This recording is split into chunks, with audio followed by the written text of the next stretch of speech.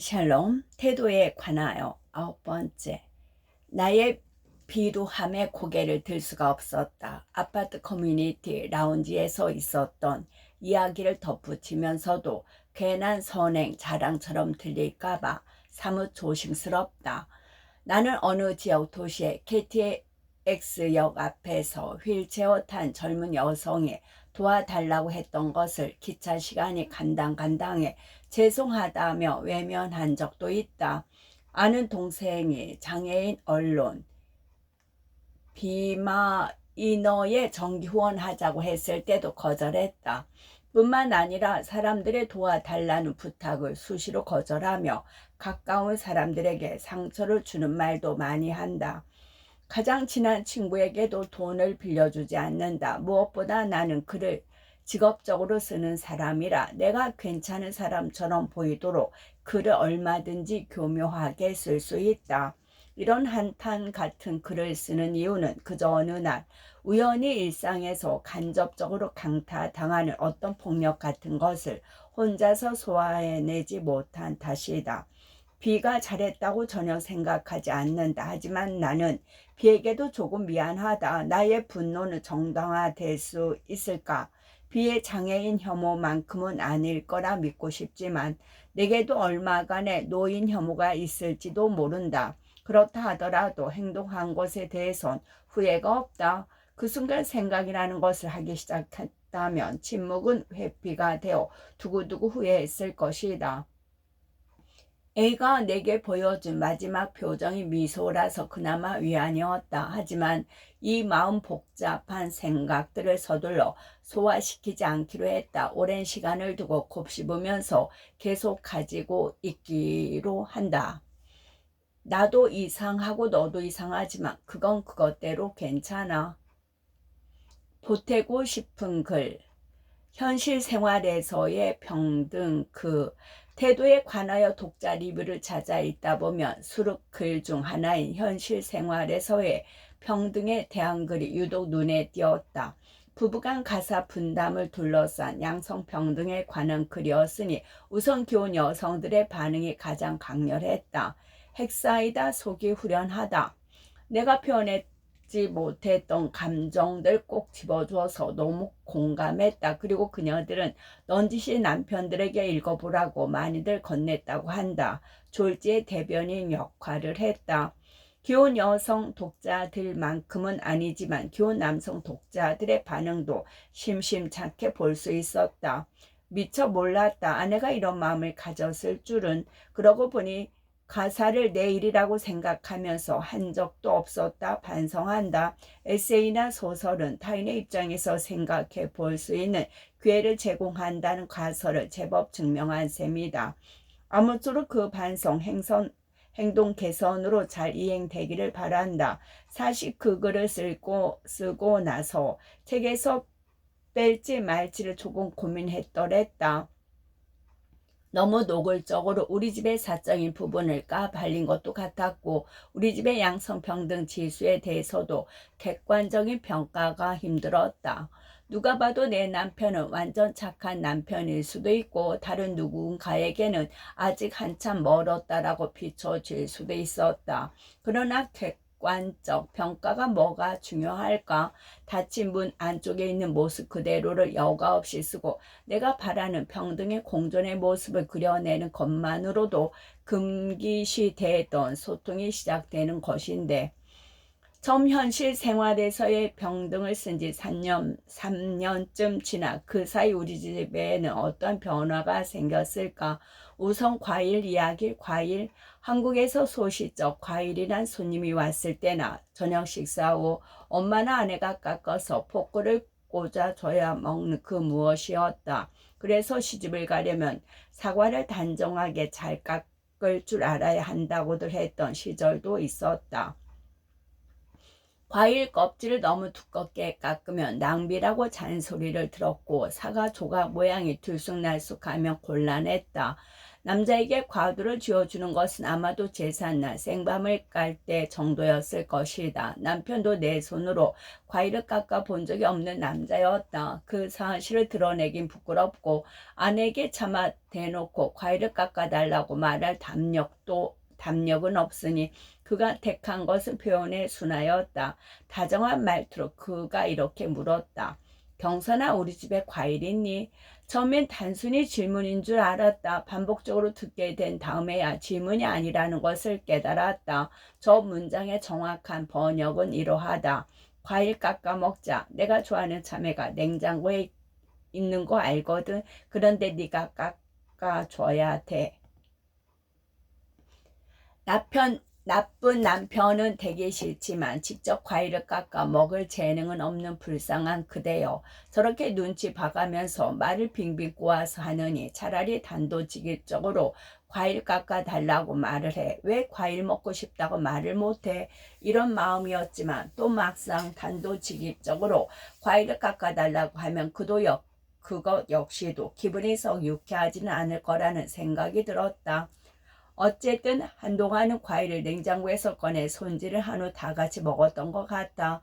그러던 어느 날 마침내 컨디션이 바닥일 때 저 질문을 받게 되었다.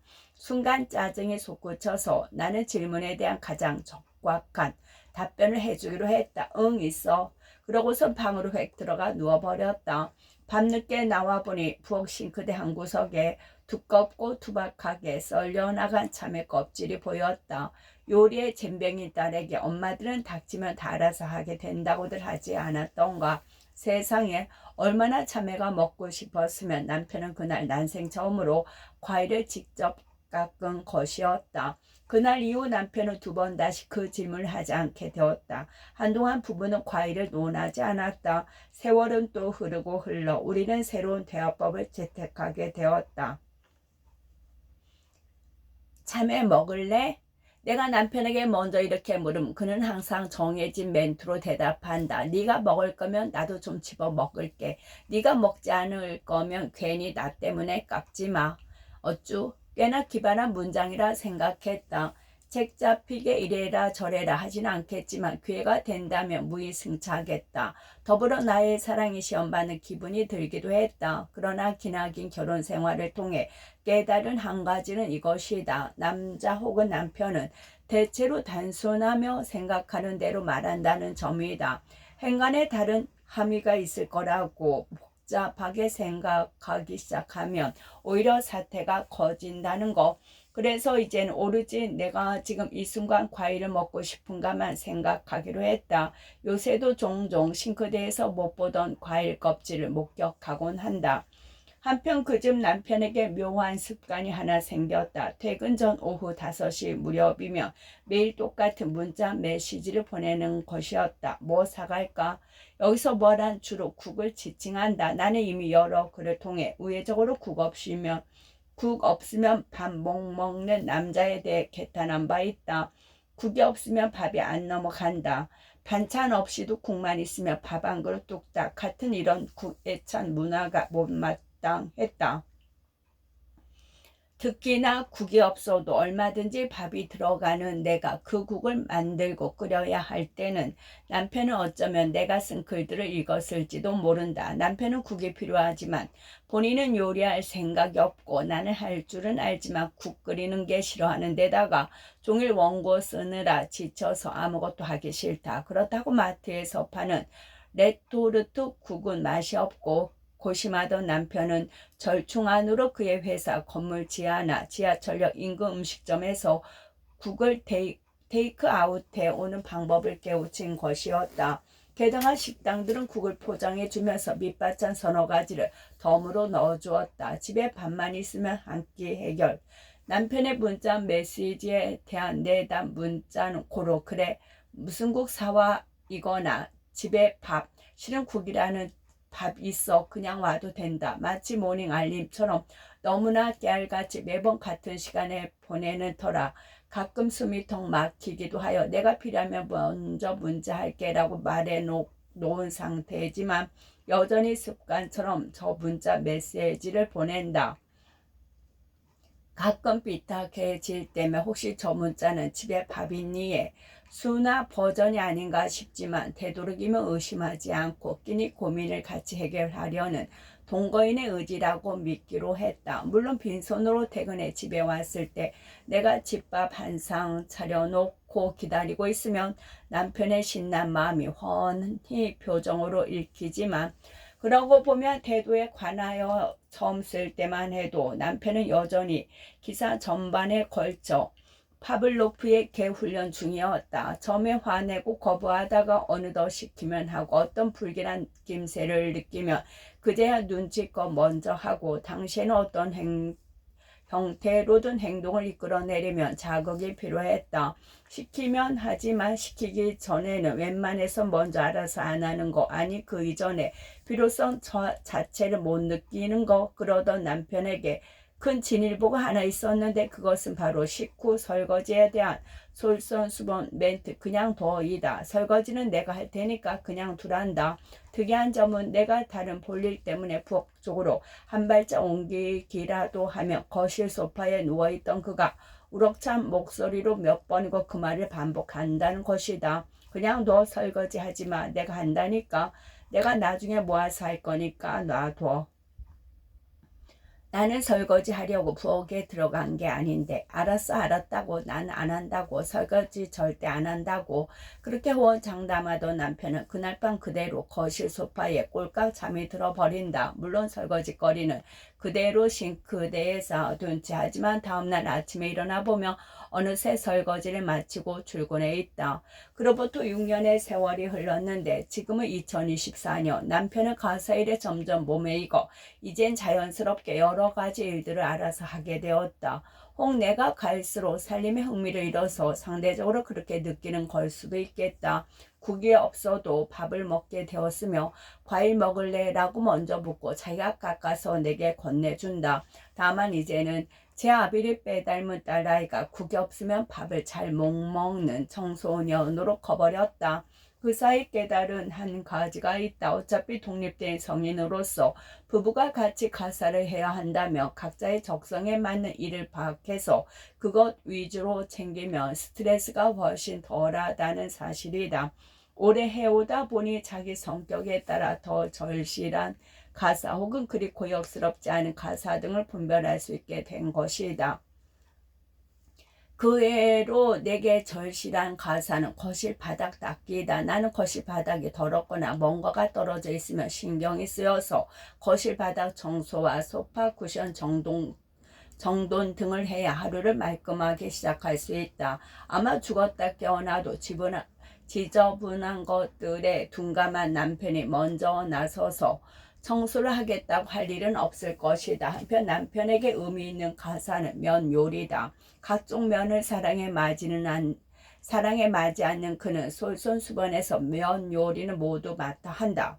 남편의 면 요리 실력은 나날이 발전하고 있다. 그에게 고역스럽지 않은 가사는 앞서 말한 설거지와 현관 앞에 쌓아둔 재활용 쓰레기 분리수거인 것 같다. 놔두면 알아서 내다 버린다. 바로바로는 아니지만 살다 보니 가사의 내용과 성격도 조금씩 달라졌다. 아이가 어릴 때는 생소하고 힘든 육아와 가사를 동시에 짊어져야 하니 부부싸움은 필연적이었지만 어느새 아이가 커서 어른의 돌봄을 더 이상 필요로 하지 않게 되었다. 청소, 빨래, 설거지를 보다 손쉽게 해결해주는 최신 전자제품이 나오는가 하면 반찬 배달 서비스나 마트의 반조리 식품들을 보다 정교해지고 있다. 그 대신 부모님이 나이가 들어 아프기도 하니 돌봐야 하는 등의 새로운 과제가 주어졌다. 인생에서 영원히 똑같은 것은 없었다. 중요한 것은 그 어떤 유동적인 상황에 놓이더라도 이것이 나와 우리를 돌보는 소중한 일임을 알고 서로를 신뢰하며 발을 빼지 않는 태도일 것이다. 영어 단어로 표현한다면 약속, 전념, 헌신, 책무라고 할 수 있겠다. 마음은 담지만 더없이 유연하게. 마지막으로 징그럽다면 징그러운 기나긴 생활 속의 양성평등 투쟁을 통해 내가 얻은 가장 중요한 깨달음은 평등의 모습이 항상 5대1 필요는 없다는 것이었다. 양성평등을 이루려는 노력을 결코 포기하지 않되 모든 사안에 일일이 5대5를 적용시키려 무리하지 않고 종합적으로 보았을 때 균형만 이루면 된다고 생각했다. 당장 내가 조금 더 했으니 억울해하지 않는 것, 서로의 노고를 경시하지 않는 것, 그렇게 인간적인 공정함과 낭만적인 관대함을 최선을 다해 양립해 나가기로 한다. 마치 공디처럼 와세다 대학 국제문학과 무라카미 하루키 라이브러리 기고 일러두기 지난 2014년 5월 19일 보슬비가 내리던 봄날 나는 일본 와세다 대학 국제문학관 무라카미 하루키 라이브러리에서 무라카미 하루키 문학을 만나다 한국에서의 무라카미 하루키 개인에게 있어서의 무라카미 하루키라는 제목으로 강연했다. 한국인으로서는 처음 강연하는 것이었는데 30년 동안 한 작가의 작품을 꾸준히 읽다 보면 이런 날도 오는구나 싶어 불가사의한 기분이 되었다. 강연 후에는 국제문학과 홈페이지에 에세이를 기고했다. 일본어로 써서 보내 그 에세이를 다시 한국어로 바꾸어 보았다. 종종 작가님이 쓰신 책들 다 읽었답니다. 라고 사인회 등에서 말을 거는 독자들이 있다. 그런 말을 들으면 고맙고 기쁘기도 하면서 부끄러운 감정이 일기도 한다. 하지만 지금은 이렇게 말을 건넨 독자분들의 마음이 진심이라는 것을 안다. 3년 반 만에 일본을 방문한 지난 2월 8일 대입시험 기간이라 외부인 출입 금지인 와중에 국제문학관 측의 배려로 무라카미 하루키 라이브러리를 둘러보았다. 쿠마 겐고의 건축 하바 요시타카의 책 쿠레이션과 아오야마에 소재한 무라카미 하루키 사무소에 있던 물건들, 작가의 작업실을 재현한 공간과 좋아하는 재즈로 꾸민 오디오룸 등 오랜 독자에게 모두가 흥미로웠지만 사실 내 정신은 오로지 무라카미 하루키의 전작이 다 비치되어 있는 자유열람실에 꽂혀 있었다. 나름대로 무라카미 하루키 전작 캐릭터인 나도 미처 구하지 못한 네이톰 잭틀 예로파도의 그림파도 이야기를 그곳에서 발견하고 속으로 환호성을 질렀다. 아, 당장 자리 잡고 앉아서 그 책들을 읽고 싶었다. 내 몸의 반응을 보며 느낀 것은 진정한 팬이 가장 원하는 건 다름 아닌 그 작가가 쓴 글을 한 글자도 남김없이 다 씹어먹듯 읽고 싶은 것일 뿐 그 외에 부수적인 것들 가령 그의 개인 소장품이나 작업 공간의 재현을 본다거나 하는 것은 곁다리에 불과했다. 심지어 무라카미 하루키 본인이 갑자기 어슬렁거리며 지금 이곳에 나타나더라도 좀 산만하니까 저리로 비켜줄래요? 나 이거 빨리 다 읽어야 한단 말이에요. 라고 할 것만 같았다. 그 무엇보다도 작가의 책을 가장 읽고 싶어하는 마음이 자연스럽게 들어서 좋았고 작가는 결국 그 무엇도 아닌 책을 남기는 사람이라는 당연한 사실을 새삼 동감했다. 무리도 아니다. 15살에 일본 오사카에서 고등학교를 다닐 무렵 노르웨이의 숲을 처음 접하고 30년이 넘도록 한 작가의 글을 꾸준히 읽어왔으니 누군가를 이토록 오래 좋아한 적이 인생에서 있었을까? 한 사람의 작가를 좋아하는 데는 여러 이유가 있다. 그의 작품이 재미가 있거나 마음을 움직였을 수가 있고 인터뷰에서 하는 말이나 내비치는 그의 라이프 스타일이 꽤 근사하게 보였을 수도 있다. 혹은 단순히 책날개에 실린 작가의 사진이 근사해 보였을지도. 내가 무라카미 하루키의 작품들을 오랜 세월에 걸쳐 반복해서 읽어온 것은 그 작품을 통해 내가 이해받고 싶은 방식으로 이해받았기 때문이다. 나는 어렸을 때부터 내 의도와는 관계없이 성장계 여러 나라를 돌아다니며 성장했다. 주리에 속하지 못하고 지금의 내 딸처럼 단체 사진을 찍으면 늘 모서리에 서 있는 그런 아이였다. 바깥이나 경계에서 안쪽을 관조하는 습성 때문인지 무슨 생각하는지 도무지 알 수가 없어 라는 말을 들었고 넌 좀 달라라 라는 소리를 묵묵하게 삼켜내야 했다. 나 혼자만 너무 예민하게 구는 건가 싶기도 했다. 하지만 무라카미 하루키의 작품들을 읽다 보면 주인공들이 그 문제에 대해 그렇게 생각하는 것은 괜찮아 라고 말해주는 것 같았다. 그것은 나도 이상하고 너도 이상하지만 그건 그건대로 괜찮아처럼 들렸다. 시간이 흘러 어쩌다 보니 내가 한국에서 작가가 되어 있었다. 어렸을 때부터 책 읽는 것은 무척 좋아했지만 직접 책을 쓰게 될 거라는 상상은 해보지도 못했다. 대학에선 정치학을 전공하고 졸업하고선 평범한 회사원 생활을 오래 했다. 그 사이 책 독자 생활은 내내 이어졌지만 내 글을 쓰고 싶은 욕망은 없었다. 그런데 사람 일은 한치 앞을 몰라 자꾸 재발되는 병으로 몸이 약해져 도저히 회사를 다닐 수가 없었고 최선이 아닌 자선으로 글쓰기가 시작되었다. 중간에 회사에 돌아갈까 했던 시기가 있었지만 이것까지만 쓰고를 반복하다 보니 어느새 20권이 넘는 소설과 에세이 등을 쓰고 있었다. 이런 사정을 모르면 보통 이런 질문을 듣곤 한다. 아, 역시 좋아하는 작가 무라카미 하루키한테 영향을 받아서 작가가 되고 싶으셨군요. 나는 그런 말을 들으면 잠시 뭐뭐에 신경이 된다. 그야 좋아하는 건 좋아하지만 이건 조금 다른 문제다. 아마도 이렇게 정리해 볼 수 있을 것이다. 나를 작가로 만든 것은 지병이었지만 사실 제대로 작가업을 하려면 어마어마한 체력이 필요하다는 것도 나중에 알게 되었지만 내가 작가로 남아있게 한 것은 분명히 무라카미 하루키의 영향이 크다. 소시적 그런 에세이 직업으로서의 소설가에게 이렇게 말했다. 링에 오르기는 쉬워도 거기서 오래 버티는 건 쉽지 않습니다. 하지만 쓰지 않고서 견디지 못하겠다면 한 사람의 작가로서 마음을 열고 환영합니다. 그의 환영까지는 필요 없었다. 존재가 역할을 다했다. 가장 좋아하는 동시대를 살아가는 작가가 하필이면 못 말리는 일 중독자, 너무나 꾸준히 성실하게 작품 활동을 하니 뭔가 나도 도중에 멈춰서면 안 될 것 같았다. 무라카미 하루키 라이브러리의 한쪽 벽을 장식한 무라카미 하루키 저작 연부를 보다 보면 이거 업데이트한 것만 해도 장난이 아니겠군 싶을 정도다. 단언컨대 그가 중간에 책 쓰는 것을 멈췄더라면 나도 멈추고 다시 회사로 돌아갔을지도 모른다. 하지만 역시 아무래도 좋아하는 작가의 작품은 그 자체로 글쓰기에 영향을 미치는 부분도 크다. 글을 쓰다가 막히면 가장 좋은 방법은 유산소 운동을 하거나 자는 것 외에 좋아하는 작가의 글을 읽는 것이라고 생각하는데 나도 글을 쓰다가 중간에 막히면 무라카미 하루키의 단편 소설들을 들어놓고 반복해서 읽곤 했다. 그러면 다시 차분해지면서 글을 이어갈 수 있었다. 신뢰할 수 있는 작가의 작품은 한 사람의 개인으로서 인생을 살아나가는 방법을 가르쳐준다. 가령 태어난 이상 사람은 반드시 예기치 않은 고통이나 슬픔을 맞이할 수밖에 없다는 것, 그 사실을 의연히 받아들이고 자신의 규칙을 지켜가면서 한정된 상황 속에서 내가 할 수 있는 것을 하는 것, 그 중요성을 시리도록 동감했다.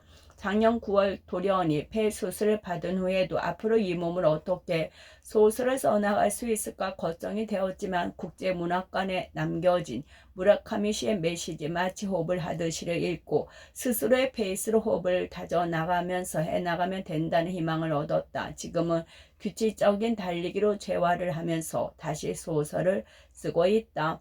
써놓고 보니 무라카미 하루키는 마치 공기처럼 내 인생의 여러 장면에서 어떤 형식으로든 은근히 작용을 했다. 그 때문인지 자연스럽게 그에 대한 책을 썼고 2006년도엔 작가의 다정한 응원 메시지를 받을 때는 정말 기뻤다.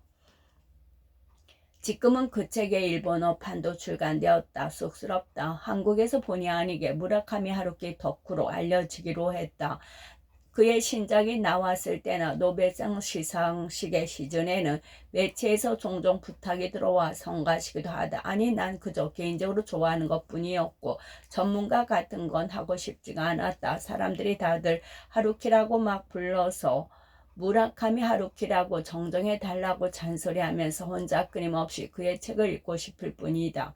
그렇다고 해도 신작이 나와서 북토크 등에서 독자들을 만날 때 무라카미 하루키에 관해 쓴 에세이 어디까지나 개인적인 것을 조심스레 꺼내는 독자들을 보면 무척 반갑다. 이 책의 사인을 받으려고 하는 독자를 만나며 그 독자를 한 번 더 올려다보고 막 먼저 악수를 청하는 등 조금 멋없는 짓을 한다. 그것은 어디까지나 개인적이니 그가 쓴 책들 중 가장 안 팔린 책이기 때문이다. 물론 이것은 무라카미 하루키 때문에 일본어판 번역서 제목 그런 것은 아니다. 고로 이 책의 사인을 요구받는 것이 희소한 경험이다 보니 그 책을 가져오는 분들이 역으로 소중한 것이다. 이따금 임 작가님 덕분에 무라카미 하루키라는 작가를 처음 알게 되었어요. 그분 책도 꽤 재미있더라고요.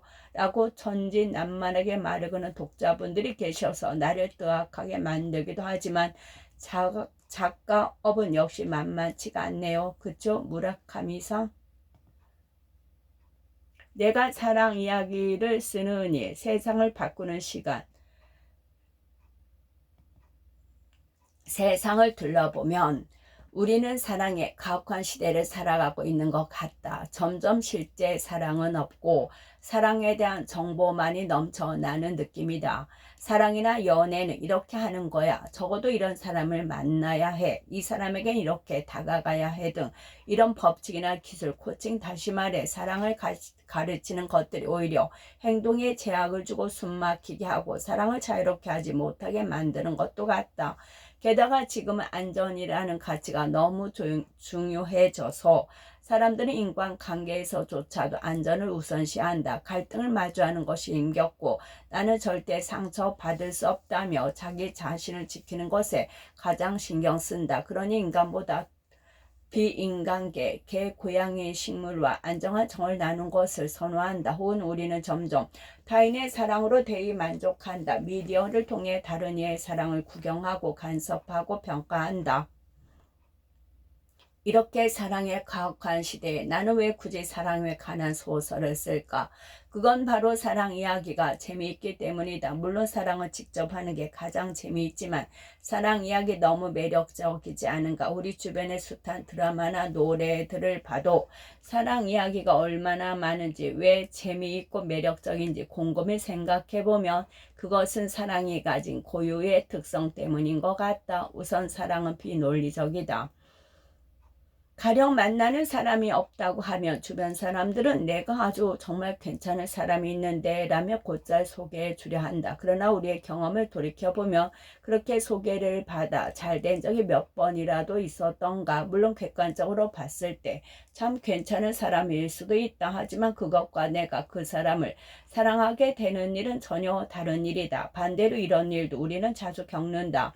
대체 제가 뭐가 좋아? 너처럼 똑 부러지는 애가 정신 좀 차려라.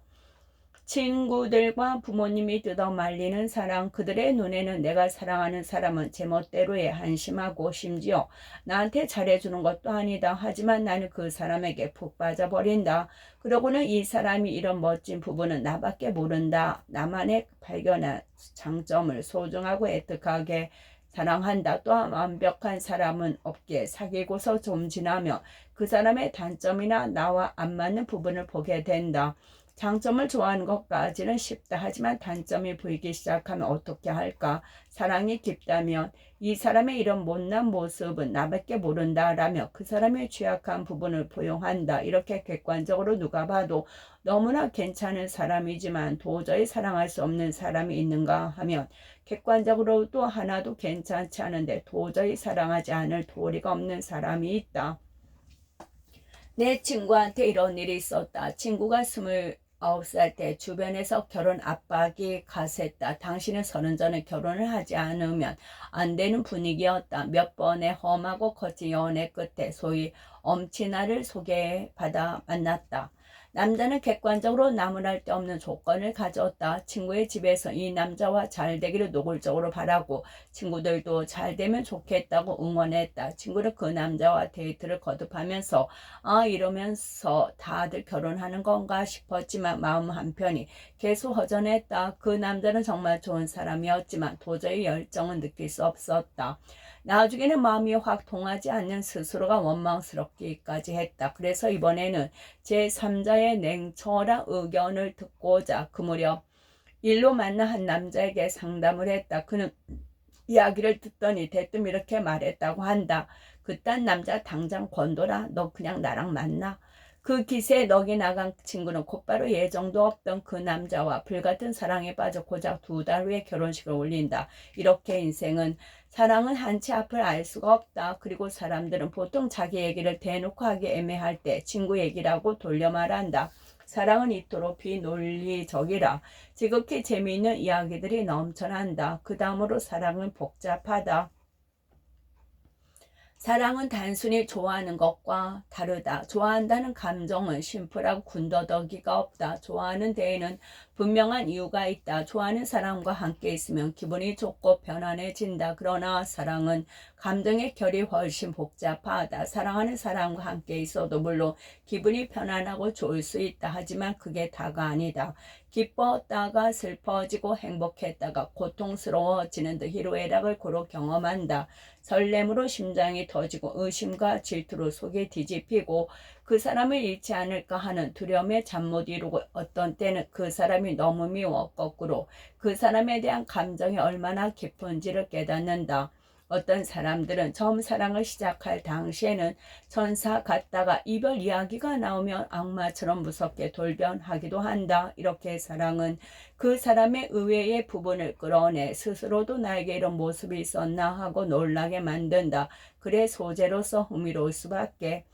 마지막으로 사랑은 비일상적이다. 우리의 일상은 사랑을 함으로써 비일상으로 바뀐다. 흑백이 컬러가 되고 모든 것이 더 선명해지고 온몸의 감각이 예민해진다. 가로수 나뭇잎들은 더 눈부셔 보이고 노래 가사를 들으면 다 내 이야기 같고 걸을 때면 구름 위를 둥둥 떠다니는 기분이다. 아침에 눈을 뜨고 밤에 잠이 들 때까지 하루 종일 그 사람을 그리워한다. 그 사람과 사랑을 나눈 후에는 그 사람의 냄새와 흔적을 몸에 남기고 싶어 일부러 며칠간 몸을 씻지 않기도 한다. 그뿐인가? 새벽 서너 시에도 갑자기 그가 보고 싶으면 단 5분을 보려고 몇 시간씩 걸려서 그 사람을 기어코 만나러 간다. 사랑을 증명하려고 무리하거나 모험을 하기도 한다. 줄리엄 반스의 소설 연애의 기억에서는 20대 청년이 자기 엄마 버린 40대 후반의 옆집 기혼 여성과 사랑에 빠져 멀리 도망가서 동거를 시작한다. 누가 보면 미쳤다고 하겠지만 그 미친 짓이야말로 우리가 얼마나 사랑에 푹 빠졌는지를 알려준다. 마르그리트 듀라스의 소설 연인에서는 한참 연상의 중국인 남자 주인공은 자신이 사랑했던 프랑스의 소녀를 거의 40년 후에 찾아내서 고백한다. 나의 사랑이 예전과 똑같다고. 나는 아직도 당신을 사랑하고 있으며 결코 이 사랑은 멈출 수 없는 거라고. 죽는 순간까지 당신만을 사랑할 거라고. 이제까지 말한 사랑이 가지는 핵심적인 본질, 비논리성, 복잡성, 비일상성, 이것을 반대로 가정해서 소설을 쓴다고 생각해보자. 그럼 이런 이야기가 나올 것이다. 무엇 하나 모자람 없는 선남 선녀가 만나 아무런 어려움 없이 사랑에 빠지고 갈등 없이 사이좋게 지내다가 모든 사람들의 축복 속에서 가족을 이루고 그 후로도 영원히 평온하고 행복하게 살았습니다. 이것도 맨 처음으로 연애한 사람과 이별의 상처 한 번 없이. 여러분은 이런 소설을 읽고 싶은가? 비인간적이고 비현실적이지 않나? 우리가 사랑할 때의 실제 모습은 어디에 더 가까울까? 소설은 끝.